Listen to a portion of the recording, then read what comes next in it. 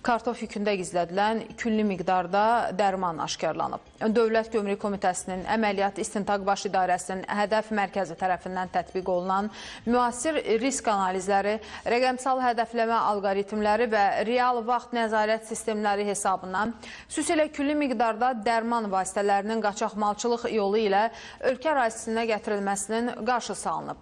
Mərkəzin analitik platforması tərəfindən Türkiyədən Azərbaycana kartof yükü gətirən nəqliyyat vasitəsinin marşrutdan kənarlaşması və yük məlumatlarında uyğunsuzluqlar aşkar olunub.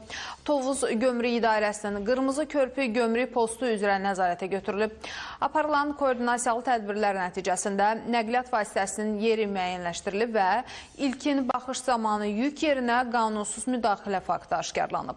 Mobil qrupun həyata keçirdiyi gömrük nəzarəti tədbirləri zamanı kartof yükünün içində gizlədilən və qaçaqmalçılar tərəfindən nəqliyyat vasitəsindən boşaldılmağa cəhd göstərilən karton qutular saxlanıb. Karton qutulara keçirilən baxış zamanı ümumilikdə 90 adda 22 min dərman preparatı aşkar edilib. Faktla bağlı araşdırma aparılır.